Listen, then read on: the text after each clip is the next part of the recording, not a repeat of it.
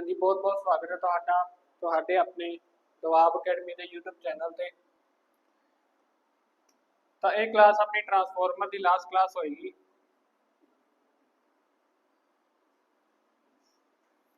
ਇਸ ਤੋਂ ਬਾਅਦ ਆਪਾਂ ਇੱਕ ਨਵਾਂ ਚੈਪਟਰ ਸਟਾਰਟ ਕਰਾਂਗੇ। ਤਾਂ ਚੱਲਦੇ ਹਾਂ ਆਪਣੇ ਫਸਟ ਕੁਐਸਚਨ ਵੱਲ। ਟਰਾਂਸਫਾਰਮਰ ਵਿੱਚ ਐਡੀ ਕਰੰਟ ਹਾਨੀ ਨੂੰ ਕਿਵੇਂ ਕੱਟ ਕੀਤਾ ਜਾਂਦਾ ਹੈ? ਤਾਂ ਟਰਾਂਸਫਾਰਮਰ ਵਿੱਚ ਐਡੀ ਕਰੰਟ ਹਾਨੀਆਂ ਨੂੰ ਕਿਵੇਂ ਕੱਟ ਕੀਤਾ ਜਾਂਦਾ ਹੈ? ऑप्शन ने अपने को हाई रजिस्टिविटी कोर मटीरियल यानी कि कोई ਇਹੋ ਜਿਹਾ मटीरियल जिहदे विच हाई रजिस्टिविटी होवे या लैमीनेटेड कोर होवे या ए ते बी दोनों या इन्हां विचों कोई नहीं। तो इत्थे इन्हां ने की पूछिया कि ट्रांसफार्मर विच की कट करना है? एडी करंट लॉस कट करने एडी करंट हानियां कट करनी है। ठीक है, ਤੇ ਐਡੀ ਕਰੰਟ ਹਾਨੀਆਂ ਕਿਵੇਂ ਘੱਟ ਹੋਣਗੀਆਂ? ਇਹ ਤਾਂ ਆਪਾਂ ਨੂੰ ਪਤਾ ਹੈ ਕਿ ਲੈਮੀਨੇਟਡ ਕੋਰ ਨਾਲ ਕੀ ਹੁੰਦਾ, ਲੈਮੀਨੇਟਡ ਕੋਰ ਨਾਲ ਤਾਂ ਐਡੀ ਕਰੰਟ ਹਾਨੀਆਂ ਘੱਟ ਹੁੰਦੀਆਂ ਨੇ। ਠੀਕ ਹੈ, ਉਸ ਤੋਂ ਬਾਅਦ ਜੇਕਰ ਆਪਾਂ ਕੋਰ ਦੀ ਰੈਜ਼ਿਸਟੈਂਸ ਨੂੰ ਵੀ ਵਧਾ ਦਈਏ, ਕੋਰ ਦੀ ਰੈਜ਼ਿਸਟੈਂਸ ਨੂੰ ਵੀ ਵਧਾ ਦਈਏ, ਜੇਕਰ ਆਪਾਂ ਕੋਰ ਦੀ ਰੈਜ਼ਿਸਟੈਂਸ ਨੂੰ ਵਧਾ ਦਈਏ ਤਾਂ ਉਹਦੇ ਨਾਲ ਵੀ ਇੱਥੇ ਐਡੀ ਕਰੰਟ ਹਾਨੀਆਂ ਘੱਟ ਹੁੰਦੀਆਂ ਨੇ। ਠੀਕ ਹੈ, ਉਹਦੇ ਨਾਲ ਵੀ ਐਡੀ ਕਰੰਟ ਹਾਨੀਆਂ ਕੀ ਹੋ ਜਾਂਦੀਆਂ ਨੇ, ਘੱਟ ਹੋ ਜਾਂਦੀਆਂ ਨੇ। ਤਾਂ ਰੈਜ਼ਿਸਟੈਂਸ ਆਪਾਂ ਕਿਵੇਂ ਵਧਾਉਂਦੇ ਆ? ਸਿਲੀਕਨ ਸਟੀਲ ਯੂਜ਼ ਕਰਕੇ ਜਾਂ CRGO ਮਟੀਰੀਅਲ। ਠੀਕ ਹੈ,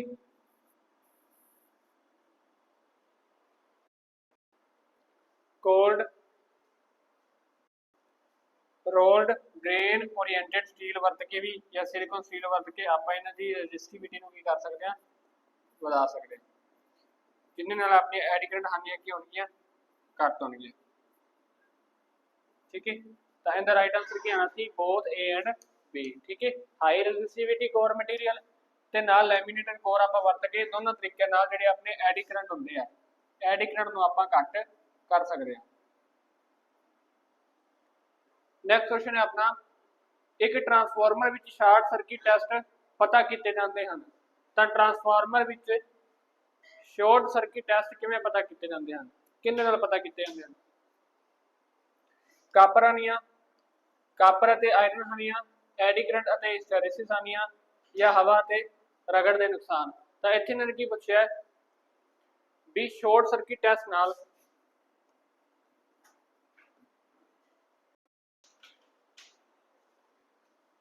ਸਰਕਟ ਟੈਸਟ ਨਾਲ ਆਪਾਂ ਕਿਹੜੀ ਚੀਜ਼ ਪਤਾ ਕਰਦੇ ਆ? ਠੀਕ ਹੈ, ਕਾਪਰ ਹਾਨੀਆਂ ਜਾਂ ਕਾਪਰ ਅਤੇ ਆਇਰਨ ਹਾਨੀਆਂ, ਐਡੀ ਕਰੰਟ ਅਤੇ ਹਿਸਟੈਰਿਸਿਸ ਹਾਨੀਆਂ ਜਾਂ ਹਵਾ ਤੇ ਰਗੜ ਦੇ ਨੁਕਸਾਨ। ਤਾਂ ਸ਼ਾਰਟ ਸਰਕਟ ਟੈਸਟ ਨਾਲ ਆਪਾਂ ਕੀ ਪਤਾ ਕਰਦੇ ਆ? ਆਪਾਂ ਪਤਾ ਕਰਦੇ ਆ ਕਾਪਰ ਹਾਨੀਆਂ, ਕਾਪਰ ਹਾਨੀਆਂ। ਠੀਕ ਹੈ, ਜਿਨ੍ਹਾਂ ਨੂੰ ਆਪਾਂ I²R ਹਾਨੀਆਂ ਵੀ ਕਹਿੰਦੇ ਆ ਜਾਂ ਜਿਨ੍ਹਾਂ ਨੂੰ ਆਪਾਂ ਓਮਿਕ ਲੋਸ ਵੀ ਕਹਿੰਦੇ ਆ, ਓਮਿਕ ਲੋਸ। ਠੀਕ ਹੈ, ਜਿਹੜੀ ਟਰਾਂਸਫਾਰਮਰ ਦੀ ਵਾਈਂਡਿੰਗ ਹੁੰਦੀ ਹੈ, ਠੀਕ ਹੈ, ਜਿਹੜੀ ਟਰਾਂਸਫਾਰਮਰ ਦੀ ਵਾਈਂਡਿੰਗ ਹੁੰਦੀ ਹੈ ਤਾਂ ਵਾਈਂਡਿੰਗ ਵਿੱਚ ਜਦੋਂ ਕਰੰਟ ਫਲੋ ਕਰਦਾ ਹੈ ਤਾਂ ਉੱਥੇ ਵਾਈਂਡਿੰਗ ਦਾ ਆਪਣਾ ਰੈਜ਼ਿਸਟੈਂਸ ਵੀ ਹੁੰਦਾ ਹੈ, ਤਾਂ ਉੱਥੇ I²R ਲੋਸ ਹੁੰਦੇ ਨੇ। ਠੀਕ ਹੈ, ਉੱਥੇ I²R ਲੋਸ ਹੁੰਦੇ ਨੇ। ਤਾਂ ਇਹ I²R ਲੋਸ ਨਾਲ ਕੀ ਹੁੰਦਾ, ਆਪਣੇ ਕੋਲ ਵਾਈਂਡਿੰਗ ਵਿੱਚ ਹੀਟ ਪੈਦਾ ਹੁੰਦੀ ਹੈ, ਹੀਟ ਪੈਦਾ ਹੁੰਦੀ ਹੈ ਪਲੱਸ ਇੱਥੇ ਆਪਣੀ ਪਾਵਰ ਕੀ ਹੁੰਦੀ ਹੈ, ਪਾਵਰ ਦਾ ਲੋਸ ਹੁੰਦਾ ਹੈ।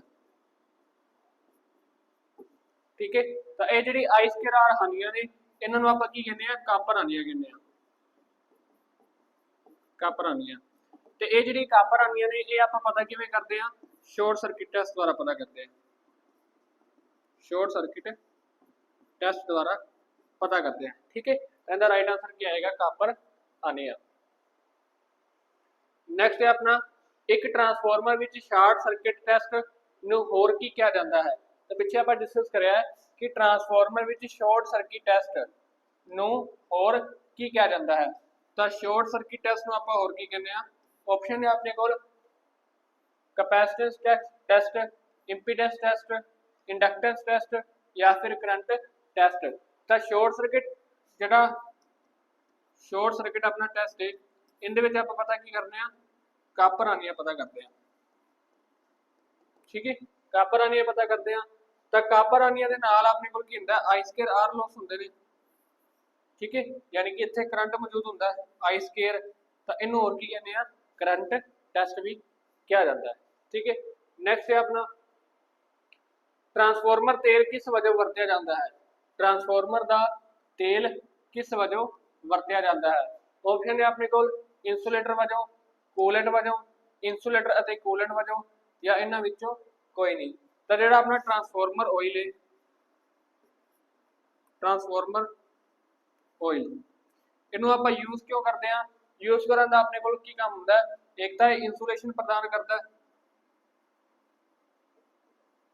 ठीक है, इंसुलेशन प्रदान करता है ते नाल ही ठंडा करता है, ठीक है। एक कूलेंट का काम भी करता है, कूलेंट का काम भी करता है, यानी कि जिहड़ा अपना कोर हुंदी है, वाइंडिंग हुंदियां ने जिहड़ियां तेल विच डुबियां हुंदियां ने, इन्हां नूं ठंडा करन दा काम भी करता है, ठीक है। तो दोनों काम करता है, इंसुलेशन का भी, ठीक है, ते ठंडा करन दा भी, यानी कि इंसुलेटर अते कूलेंट दोनों का काम करता है। फिफ्थ क्वेश्चन है अपना ऑटो ट्रांसफॉर्मर विच ऊर्जा ट्रांसफर का एक हिस्सा होता है, यानी कि जो ऑटो ट्रांसफॉर्मर है उनके जी अपनी ऊर्जा है, ऊर्जा मतलब अपनी जी एनर्जी है, एनर्जी है वो ट्रांसफर किमें होती है, ठीक है। ऑटो ट्रांसफॉर्मर विच ऊर्जा यानी कि एनर्जी अपनी ट्रांसफर किमें होती है। ऑप्शन है अपने को इंडक्शन प्रोसैस द्वारा, कंडक्शन प्रोसैस द्वारा, कन्वैक्शन प्रोसैस द्वारा, या ए ते बी दोनों। तो इत्थे गल करी इन्होंने ऑटो ट्रांसफॉर्मर, ठीक है। तो जेकर तुसीं लास्ट क्लासेस देखिया ने, लास्ट क्लासेस में आप ऑटो ट्रांसफॉर्मर डिस्कस कर चुके हैं, जेकर तुसीं लास्ट क्लासेस नहीं देखिया तो वह भी चैकआउट कर लेना। तो ऑटो ट्रांसफॉर्मर किहड़ा हुंदा है जिंदे विच अपने कोल सिंगल वाइंडिंग हुंदी है, ठीक है। इस वाइंडिंग में आप की कहने कॉमन वाइंडिंग भी कहा जाता है, कॉमन वाइंडिंग, ठीक है। तो इतों आप एक अपनी सेकेंडरी वाइंडिंग बना लेंगे। तो ऑटो ट्रांसफॉर्मर में आप जो गल करी सी कि ऑटो ट्रांसफॉर्मर में एनर्जी किवें ट्रांसफर होती है, एनर्जी किवें ट्रांसफर होती है, ठीक है। तो देखो ये जी वाइंडिंग है, जिवें ये हिस्सा अपना प्राइमरी का हो गया, तो ये हिस्सा अपना सेकेंडरी का हो गया, क्योंकि इत्थे अपना लोड कनैक्ट किया होया ये वाला, ठीक है। तो ये हिस्सा अपना सेकेंडरी का हो गया। तो इत्थे प्राइमरी और सेकेंडरी दोनों इलैक्ट्रिकली कनैक्टेड होंदे ने, इलैक्ट्रिकली कनैक्टेड होंदे ने, ठीक है। जेकर आप दो कोर वाला एक दो वाइंडिंग वाला आप एक ट्रांसफॉर्मर देखिए, जेकर आप इत्थे एक दो वाइंडिंग वाला ट्रांसफॉर्मर देखिए, ठीक है। तो ए वाइंडिंग ते ए वाइंडिंग इन्हां दोनों विच किसी भी तरह का इलैक्ट्रिक कनैक्शन नहीं हुंदा, इलैक्ट्रिक कनैक्शन नहीं हुंदा, क्योंकि ये जिहड़ी कोर है ते ये जिहड़ी वाइंडिंग है अपनी, ठीक है, इन्हां विच इंसुलेशन कीती हुंदी है,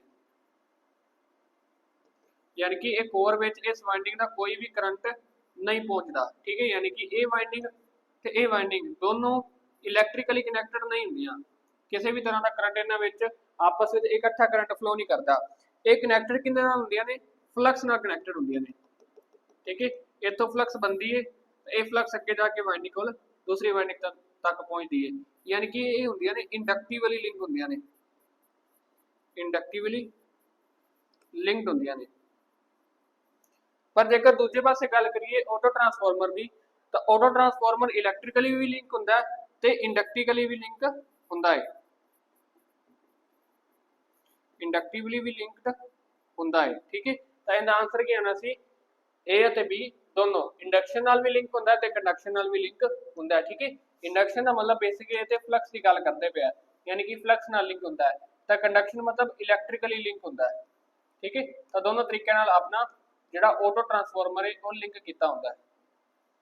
नैक्सट चलते हैं, a step down transformer decreases the, एक स्टैप डाउन ट्रांसफॉर्मर की घटाउंदा है, स्टैप डाउन ट्रांसफॉर्मर सिंपल दा क्वेश्चन की घटाएगा, वोल्टेज को घटाएगा, ठीक है, वोल्टेज ਨੂੰ ਘਟਾਏਗਾ।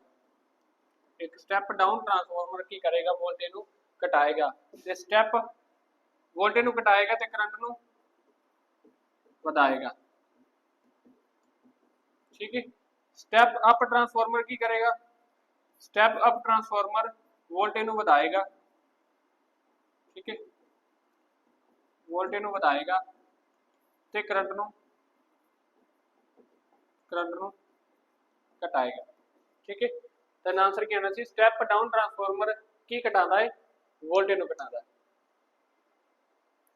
नैक्सट करते हैं इंस्ट्रूमेंट ट्रांसफार्मर किहड़े हैं, इंस्ट्रूमेंट ट्रांसफार्मर किहड़े हैं, इंस्ट्रूमेंट ट्रांसफार्मर किहड़े हैं। ठीक है, तो इन्हां विचों किहड़े इंस्ट्रूमेंट ट्रांसफार्मर ने, पोटेंशियल ट्रांसफार्मर, करंट ट्रांसफार्मर, ए ते बी दोनों, या फिर पावर ट्रांसफार्मर। तो इंस्ट्रूमेंट ट्रांसफार्मर वो होंदे ने जो कि सप्लाई नूं मापन लई उन्हां दी वैल्यू नूं घटाउंदे ने, उन्हां दी वैल्यू नूं घटाउंदे ने, यानी कि सप्लाई नूं घटा दिंदे आ ताकि आपां उन्हां नूं माप सकीए। तो ये किहड़े-किहड़े हुंदे ने, पोटेंशियल ट्रांसफार्मर यानी कि पीटी ते करंट ट्रांसफार्मर यानी कि सीटी। पोटेंशियल ट्रांसफार्मर की करते हैं, वोल्टेज नूं घटाउंदे ने, वोल्टेज नूं घटाउंदे ने। ठीक है, ते करंट ट्रांसफार्मर की करते हैं, करंट नूं घटाउंदे ने ताकि आपां करंट नूं माप सकीए। तो पोटेंशियल ट्रांसफार्मर वोल्टेज नूं घटाउंदे ने, ये एक तरह दे स्टैप डाउन ट्रांसफार्मर हुंदे आ। ठीक है, ते करंट ट्रांसफार्मर एक तरह दे स्टैप अप ट्रांसफार्मर होंगे। तो ये चीज याद रखनी है। तो यानी कि आंसर क्या आएगा, ए और बी दोनों, पोटेंशियल ट्रांसफार्मर ते करंट ट्रांसफार्मर दोनों एक तरह के इंस्ट्रूमेंट ट्रांसफार्मर ने। नैक्सट है अपना, एक सीटी लाइन नाल डैश विच जुड़िया होंदा है, एक सीटी यानी कि अपना की है current transformer, current transformer line नाल डैश विच जुड़िया होंदा है। सीरीज अक्रॉस का मतलब पैरेलल। ठीक है, ए ते बी दोनों या जुड़िया नहीं होंदा। तो एक जिहड़ा सीटी है, सीटी यानी कि करंट ट्रांसफार्मर।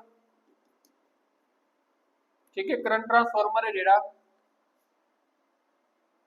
करंट ट्रांसफार्मर जिहड़ा करंट दी वैल्यू नूं घट करदा,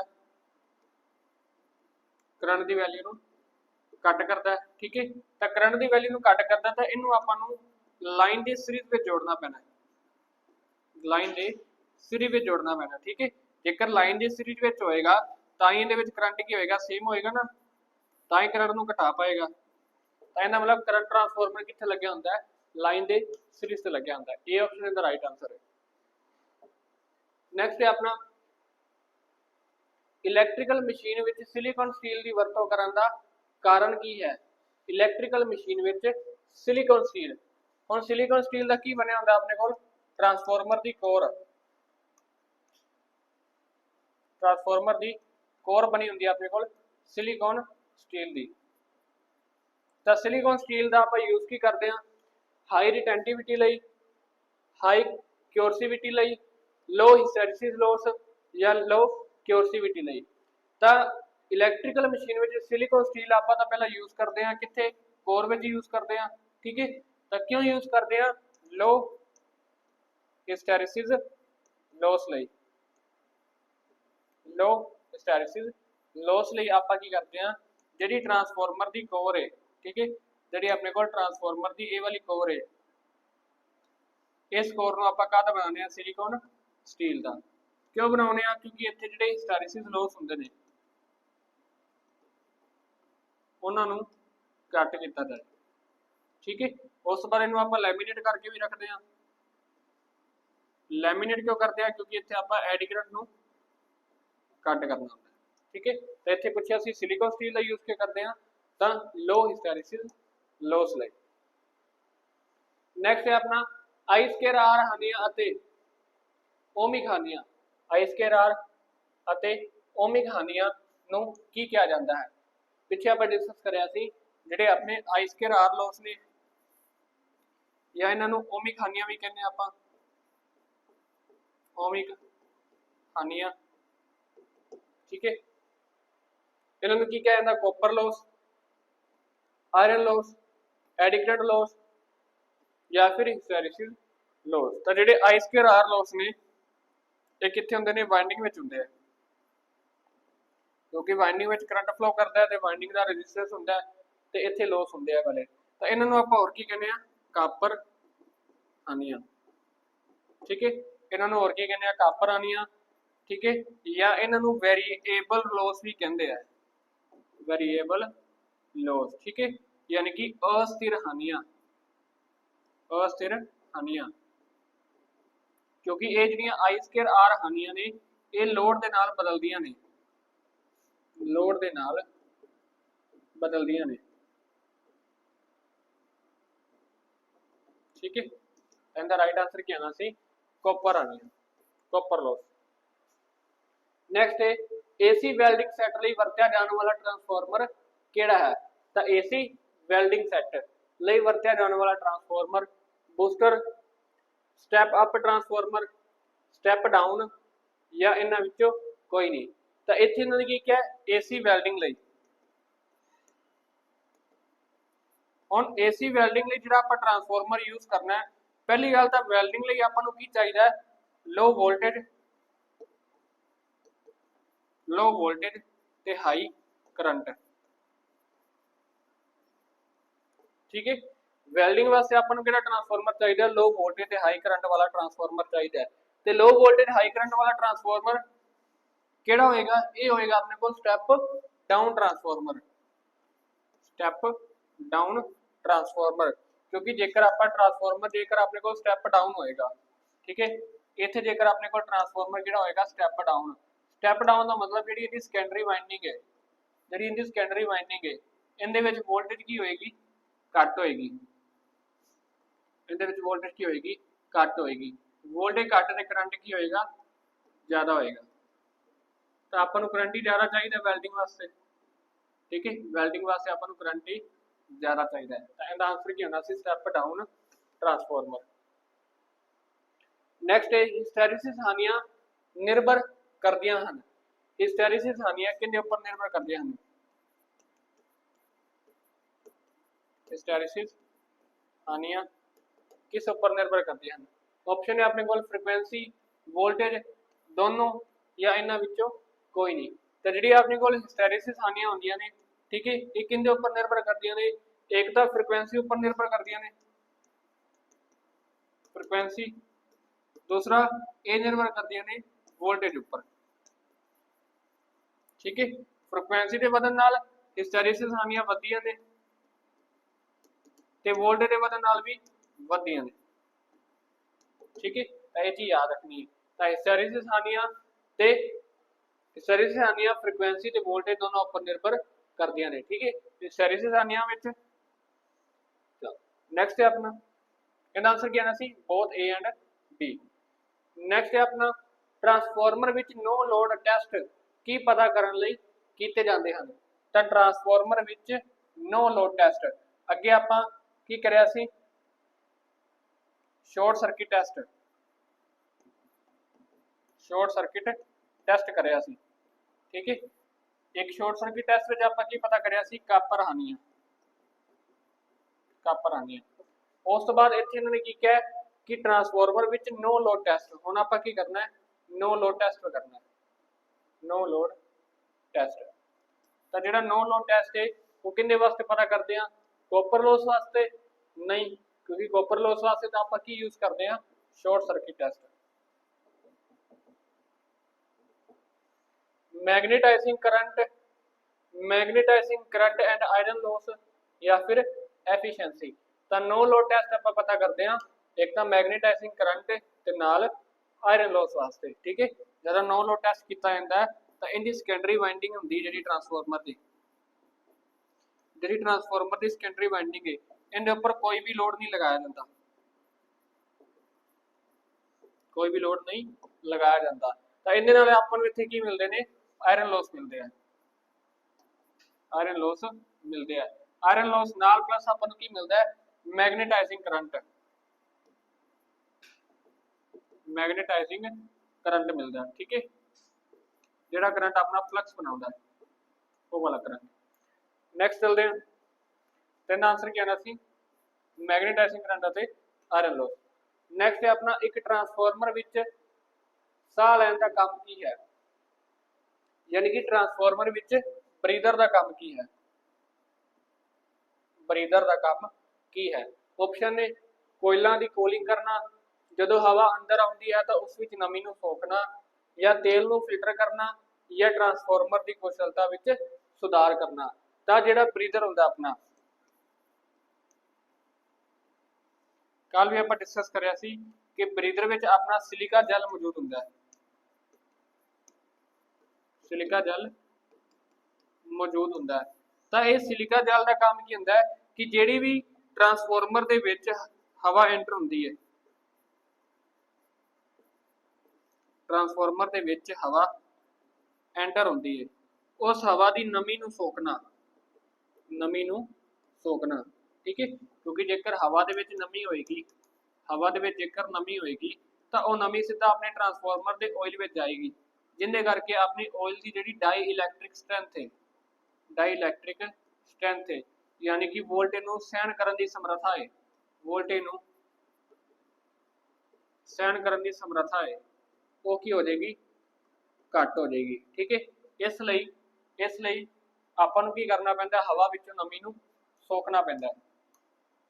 ते सोखण वास्ते आपां यूज की करते हैं, ब्रीदर यूज करते हैं। ठीक है, तो ब्रीदर का काम की हुंदा है कि जदों हवा अंदर आउंदी है तो उसनूं नमी, उस विच नमी नूं सोखना। तो बी ऑप्शन इसदा राइट आंसर है। ते नाल ही तुहानूं डिस्क्रिप्शन विच जो है WhatsApp का अपना ग्रुप मिल जाएगा। ठीक है, तो उत्थे तुसीं WhatsApp के ग्रुप विच ऐड हो जाना, जिंदे विच तुहानूं extra questions plus mock test,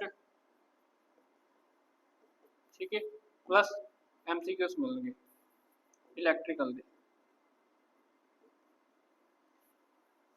बाकी अपना चैप्टर इत्थे फिनिश होंदा है ट्रांसफार्मर का। ठीक है, बाकी हमें मिलते हैं नेक्स्ट क्लास में। Thank you for watching.